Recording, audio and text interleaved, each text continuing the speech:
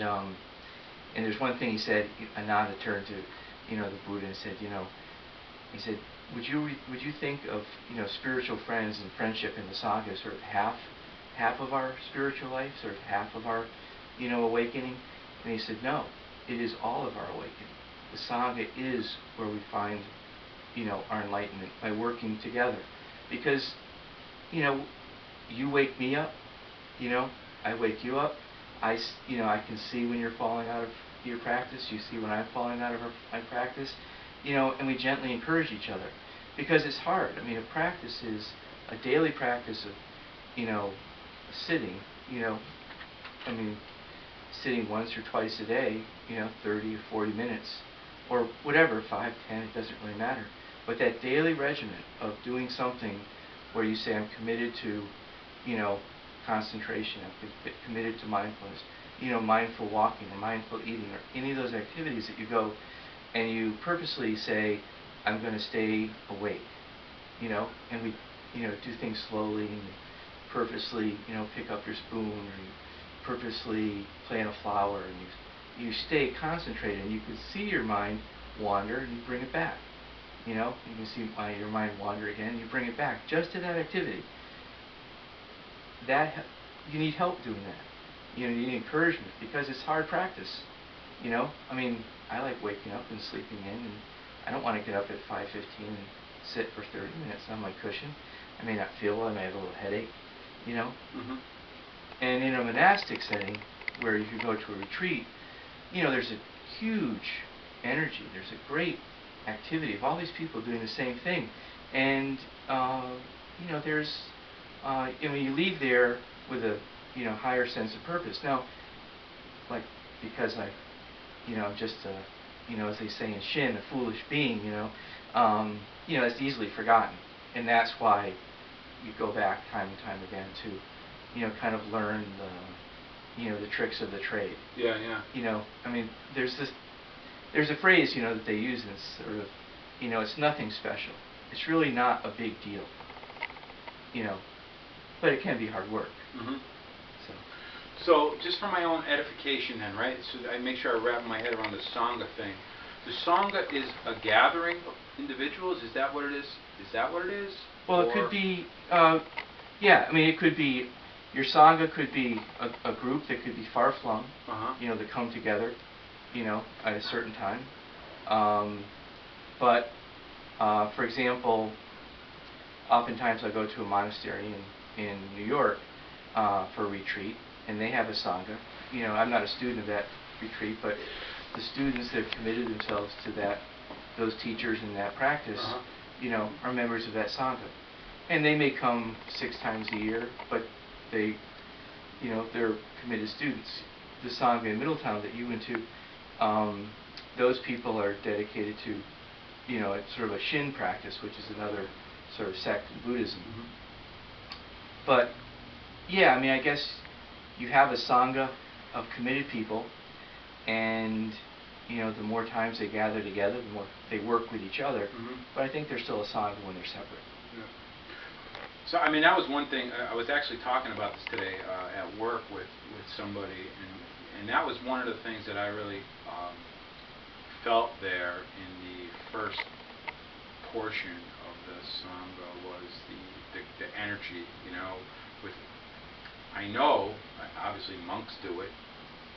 I know you can chant on your own, but there was something about, there was just something really primordial about everybody chanting at the same. It was a real interesting energy. Yeah, cool. Yeah, and I think it's neat. We also go to South Congregational Church, and I refer to that as a Sangha. Yeah. So any gathering of people that are committed to a spiritual practice, but in Buddhism, that word comes from, Buddha.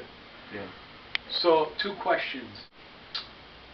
You're from all outward appearances pretty much a Caucasian guy like myself, white guy. What brought you to Buddhism? I'm going to presume that you weren't born into Buddhism. Right. And then the other question I would have is that once you started exploring Buddhism, how did you arrive at within the Shin Buddhist sect, if you will. How did you arrive there, or was that just like your only option? Well, I guess, I grew up in the early 70s, so that was sort of all around. And so, in high school we're reading books on Zen, thinking we're, pretty cool for doing it.